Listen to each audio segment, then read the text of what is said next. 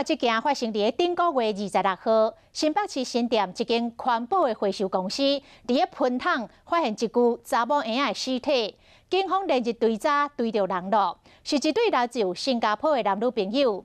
这个饭店顾柜台的员工讲，女生入来大进前，看起来是大不倒，但是退房的时阵就无看到不倒了。这警方采集到房间的血液。 比对了后，若甲查某婴仔的相符合，将会甲新加坡的警方来联络。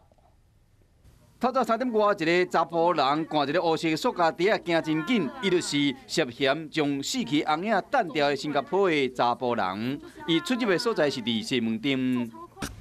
割开，或生一个孩子。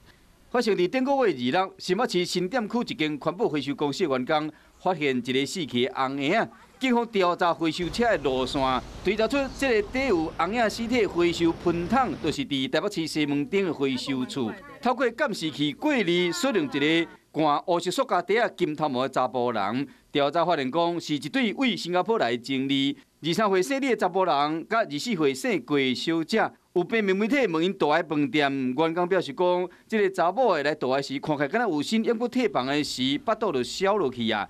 警方已经取房间留来血液反应要进行比对。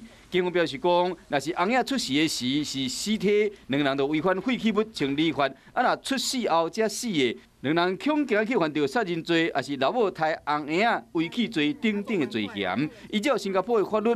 若是两人是有计划性要将翁仔活弹入喷桶互死的，那你恐惊构成谋杀罪，上悬会使处死刑。不过目前台湾甲新加坡并无签订引渡协定，恐惊比较较无法度将嫌犯引渡到台湾受审。目前警方已经联络新加坡的警方，要继续侦办。